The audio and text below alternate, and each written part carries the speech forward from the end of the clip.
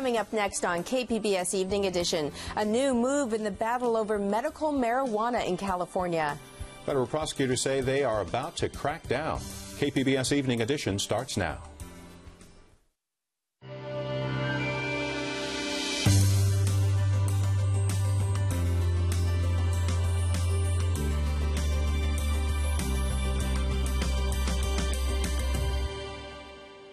Hello, thanks for joining us. I'm Joanne Farian. And I'm Dwayne Brown. In a few minutes, we'll talk with one of the organizers of Occupy San Diego. He says he quit his job to join the movement. But first, a major federal ruling about medical marijuana. Federal officials are warning California's medical marijuana dispensaries they must shut down within 45 days. The warning comes from the state's 4 U.S. attorneys. KPBS Metro reporter Katie Orr has been following the medical marijuana debate here in San Diego and has the latest from the News Center. Katie, tell us more about what happened today. Well, Joanne, today was really just the latest in a string of moves against medical marijuana collectives in San Diego and, in fact, the whole state. The San Diego City Attorney had recently sent a letter to 12 operators within San Diego saying that they had to shut down because they were in violation of a state law that limits the distance which they can be from schools. Now, a judge recently said that 9 of those dispensaries do, in fact, need to shut down. U.S. Attorney Laura Duffy in San Diego also sent those 12 dispensaries letters saying they needed to shut down immediately because they are in violation of federal law. And as you said, Duffy has since joined with other U.S. attorneys in the state to say that all of the dispensaries in California have to shut down within 45 days. Katie, what's the reaction been here in San Diego? Well, obviously, medical marijuana advocates are not happy. Today, I spoke with Eugene Davidovich with the San Diego chapter of Americans for Safe Access. Well, I think it's definitely not in line with the statements of the Obama administration when during the campaign. The administration was in support of safe and legal access. The messaging that patients across the entire state received was that there would no longer be a targeted enforcement against legitimate patients across the state, and that's not what we're seeing on the ground. Davidovich is urging operators of dispensaries to speak with their attorneys. KPBS reporter Katie Orr. A San Diego Muslim woman is suing Southwest Airlines for discrimination. Irum Abbasi was wearing an Islamic headscarf when she got kicked off a plane at Lindbergh Field back in March. A flight attendant says she had overheard Abbasi making suspicious comments. Security cleared her, but the crew wouldn't let her back on the same plane. The suit is seeking unspecified damages for emotional distress. In a written statement, the airline says it has apologized and adds, "We do not discriminate against anyone for any reason, and we've been recognized as a leader for our diversity and care for all of our customers throughout our 40 years of service." If liking something on Facebook means anything, Occupy San Diego is picking up steam. It has about 5,000 followers so far. The protest movement has traveled all the way from Wall Street to San Diego. Even President Barack Obama weighed in on the phenomenon today, telling reporters it expresses the frustrations the American people feel, that we had the biggest financial crisis since the Depression. Tomorrow, there are plans to occupy San Diego Civic Center. In a moment, we'll have the details. But first, here's a look at why one protester says she'll be there. I'm Nikki Symington, and I want to occupy San Diego because this is my home and because I have been involved with social justice for most of my life here in this town. And I think this is the sea change and the wave, and I think it's about people once again standing up for what they want, what they believe. Joining me now to talk about Occupy San Diego is one of the participants, Toby Benjamin, and spokesperson for the San Diego Middle Class Taxpayers Association, Murtaza Baksamusa. Thank you both for being here. Thank you. So, Toby, I want to begin with you. You're a web developer here in San Diego, and you did something, I would say, surprising yesterday in order to be part of the occupation. What did you do? I left my job yesterday. I've been a web developer for about 10 years now. I've been at my company for about 3. We specialize in the medical industry, doing websites for doctors' offices, hospitals. Unfortunately, because of the industry, the majority of the work I do is for things like plastic surgeons, and I don't think I'm contributing anything to the world by doing that. This has given me an opportunity to contribute my own skills, my communication skills, and my web development skills to a greater cause and to helping people understand each other and helping the world come to come to a better place. There are people at home right now who are going to say, with an unemployment rate like it is, sounds like you had a pretty good job. Were you thinking ahead? Yeah, you know what, I have to say, one thing I've seen, I went to the occupation in Los Angeles, and one thing I see a lot is people in networking. It's surprising, being at the media tent, seeing the people running the live stream for Los Angeles, and having someone come up to them and say, hey, I run a communications company nearby. We're looking for videographers. Take my card. So in a weird way, this is kind of working out in ways we never thought it would. Now, Murtaza, this movement is also being called the We Are the 99%. It refers to wealth distribution in the country. Can you explain that? Think about the 70s when we were at a point where an average worker used to live comfortably in what would be called the American dream, and the CEO, the boss, would make 40, 50 times that of the worker, but would be compensated fairly for their innovation and entrepreneurship. And think about it, at that time, the top 1% made 10% of all income in the country. Now, fast forward today, the CEO makes 470 times that of the average worker. The CEO gets compensated for firing workers, for driving us into a recession, and the average worker, their wages are stagnating and they're not catching up with the cost of living. So what we see is a huge disparity between what we saw our parents to be and what we are seeing now. Today, the top 1% controls 24% of the nation's income. The income disparity is the worst amongst all developed countries in the world. So we're really, as United States, slightly better than Mexico in terms of income inequality, but it is resembling a point, if you will, a tipping point, where people think that is unfair. But how does protest change that? Isn't that just capitalism? I'm not sure I understand that. I mean, and I'm going to correct you really quickly, and I don't necessarily think this is a protest movement to the same extent that we've seen other protests in the past. I think that's a misconception. I think beyond just the protests of our government, we're about unity, and we're about uniting, we're about community. And I think in collaboration with the protests, we're trying to spread this understanding. I think this is the beginning of a new age of thinking. You know, we've been bred to this society of isolationism, of defensiveness, of having to constantly struggle to worry about ourselves and being on the defense that other people are out to get us. And I think that the occupation is going to start showing people that they can count on community and they can work together and that we can coexist. Even though we're a little bit different, we really are all the same. The national media has speculated that perhaps is this the beginning of another movement like the Tea Party. The Tea Party has a lot of influence with the Republican Party.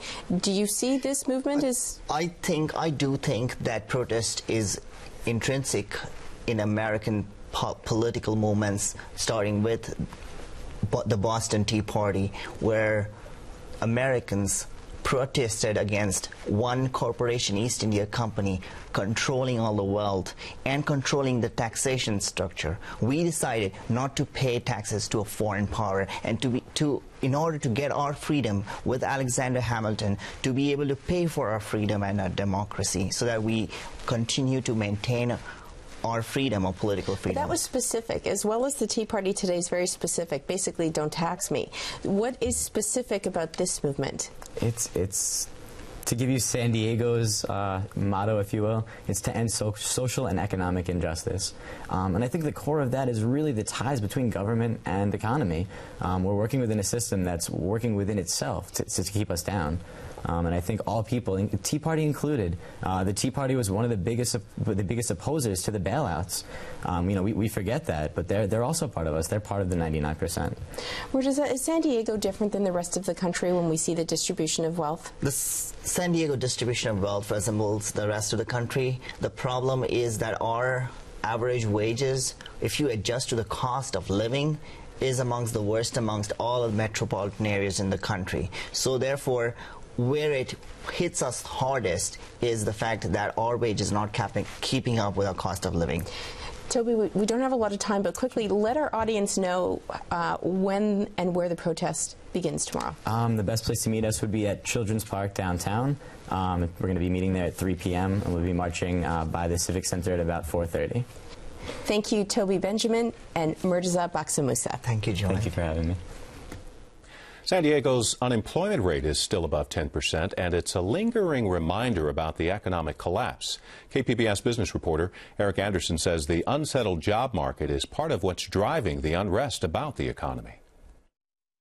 Jobs are at the heart of everything that's done at the Center for Employment Training in Southeast San Diego. Vocational classes focus on teaching welding, construction, and medical assistance skills, among other things.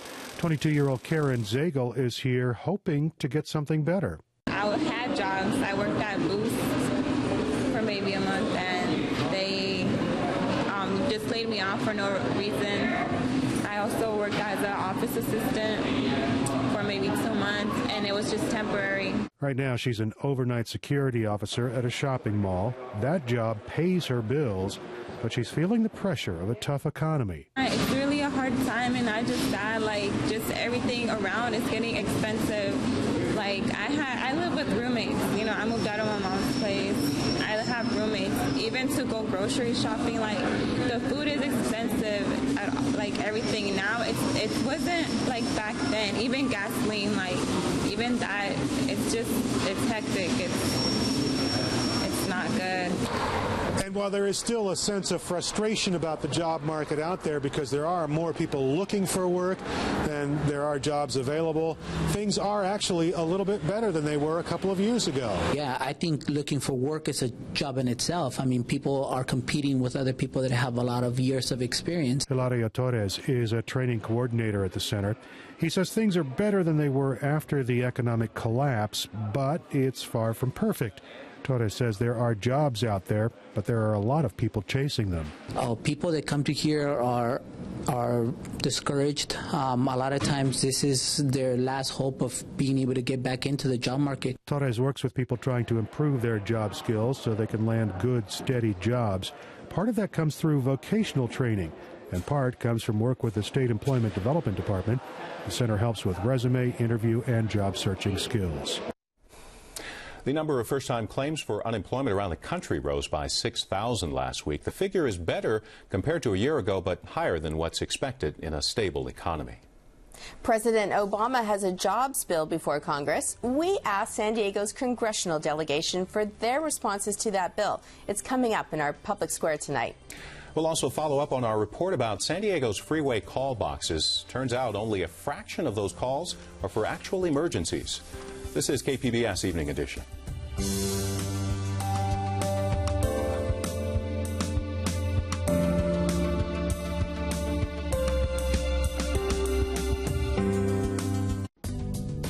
Tonight on KPBS. At 8, go back in time to explore Young's Caves near San Diego State. Also a San Diego Lumberyard's place in aviation history on Ken Kramer's About San Diego.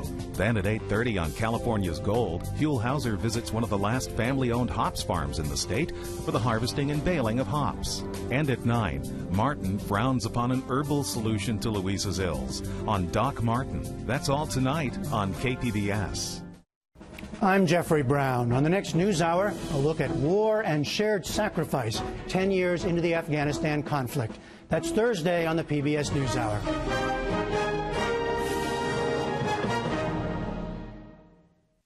KPBS has been a leader in delivering thoughtful and relevant news on radio and online. And now we've added a weeknight TV program to that list. I want to thank you for watching KPBS Evening Edition. I hope you like it. KPBS Evening Edition is made possible by Joan and Erwin Jacobs and by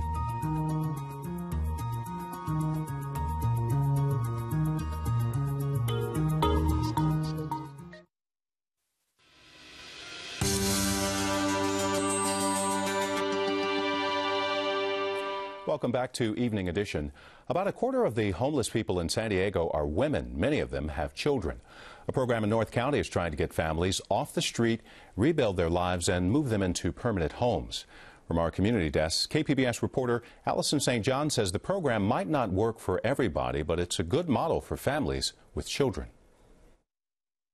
Monique Blackman and her 3 children, aged 11, 12, and 15, live in a single room with 4 bunks at the intake center of Solutions for Change in Vista.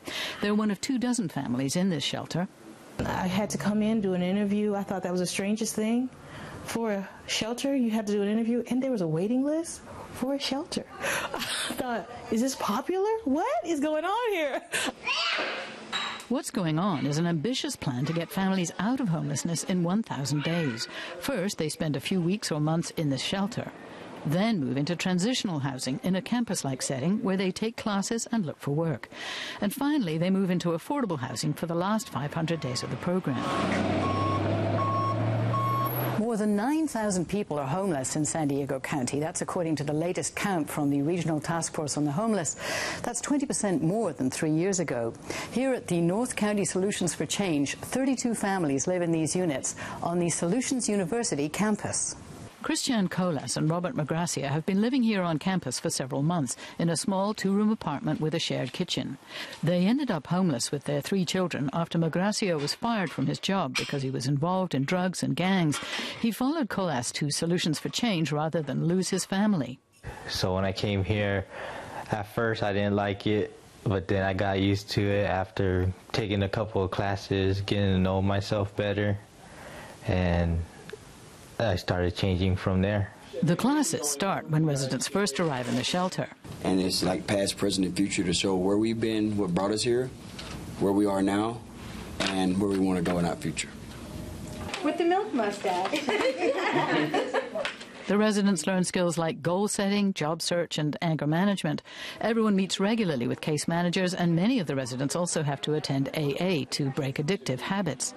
What motivates many of the residents to stay in this highly structured lifestyle is a desire to give their children a better life. What's wrong, Mama? The kids here are a central focus. Seeing families with children on the streets was what motivated Chris Megason to found Solutions for Change more than a decade ago. And he wanted to get families off public aid. And a lot of them were on CalWorks. They were getting food stamps. They were really dependent on these kind of programs. Well, they're off that now. And we've been able to demonstrate a $28 million in cost savings as a result of taking 600 families off of all these programs. Megason says a third of his funding still comes from local, state, and federal government, a third from private donations, and a third from what the families themselves earn and contribute. In order for a single mom who is making maybe $12 an hour here, she cannot really pay for very long $1,200, $1,300, $1,500 a month. Now she's working full time, she's getting up, suiting up, and showing up and doing everything she needs to do. So what we've figured out was we have to go after this affordable housing. Part of what makes this program different is that Solutions is buying affordable housing and moving families in while they're still part of the program. Solutions for Change is not part of North County's network of homeless shelters, but other local leaders say the program is a model that works for families who need a lot of structure. I think what they're going to do is they're going to build this longer-term continuum of care for the clients that enter through their shelter network all the way through permanent housing, and so good strategy. For Monique Blackman, the journey out of homelessness is just beginning, but she's full of hope. I have found such peace here. I would not have told anyone that you're going to find peace in a shelter. That was Allison St. John reporting. Solutions for Change wants to raise $20 million in 3 years to end homelessness for 200 families in North County. They are already halfway there. Last week, we told you people in San Diego are using roadside call boxes less and less. The service is being replaced largely by personal cell phones. We did a little more checking, and it turns out the vast majority of calls made from these boxes aren't emergency calls. Joining me to explain is Eddie Castoria. He's the president and CEO of Teletran Tech Services, which is contracted to oversee call boxes in San Diego County. Mr. Castoria, thanks for being here. Thank you for inviting me. So if not emergencies, what are these call boxes being used for? As they have been historically, they get used for a number of things. There are a small number of emergency calls that come in. 3%? 3%, and that is transferred to California Highway Patrol because they're the experts on those. We do what they ask us to do on those. The vast majority of other calls fall into, I think, 4 categories. There are freeway service patrol calls to get those roving service trucks, and we will contact CHP since they dispatch them once we know that that's needed and available because there's only certain times. rotational tow, which is the tow that CHP calls for if you don't have an auto club that will pay for it, and what we in CHP call no resources calls, which means we've gone through the list of how can we help you, how can we help you, how can we help you. You don't have any of those. Let's let CHP know so they can at least send an officer and see what can possibly be done. So a lot of roadside assistance, car trouble. Absolutely. Car trouble, out of gas, some sort of mechanical breakdown, could be feeling poorly, not in a medical emergency, but tired, or, whatever we get.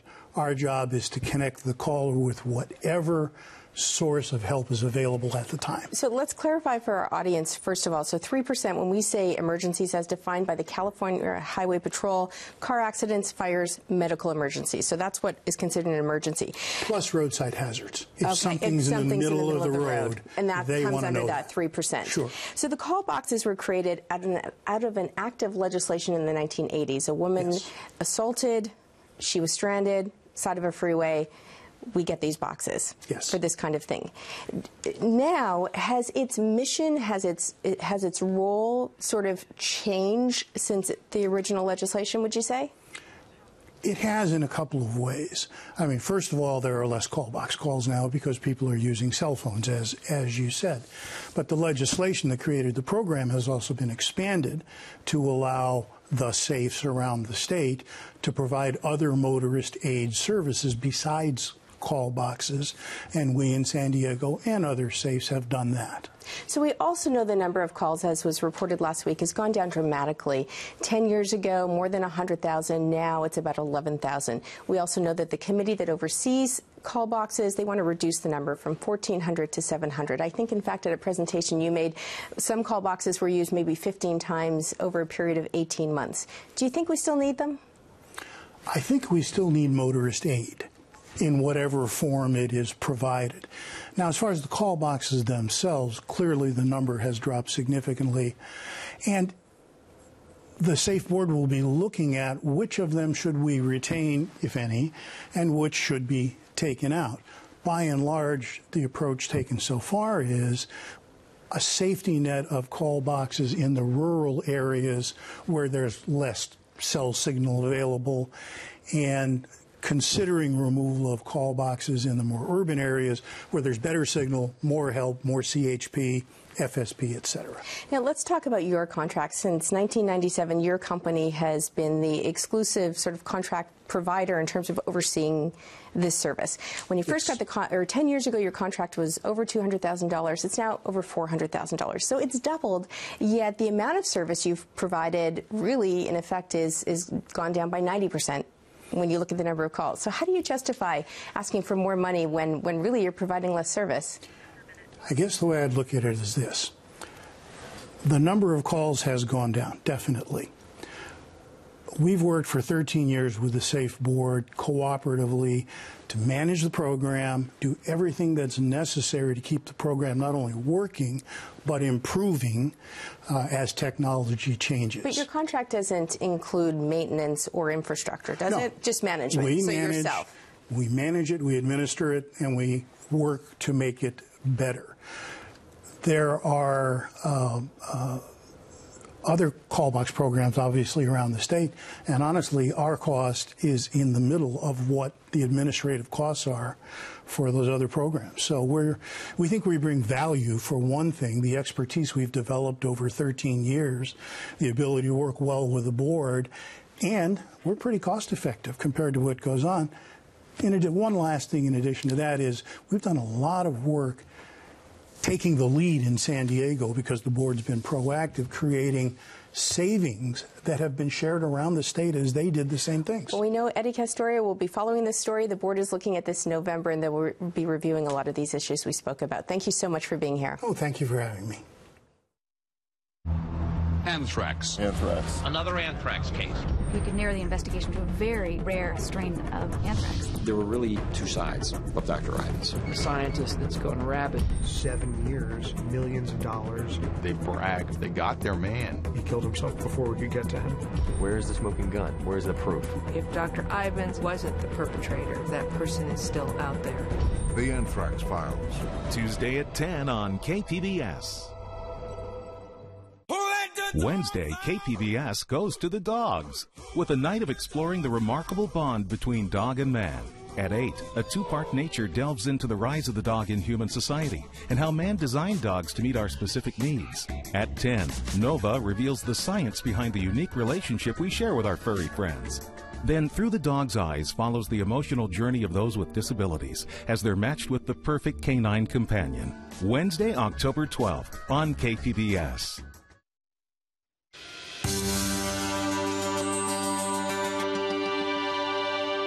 Welcome back to the Public Square on KPBS Evening Edition.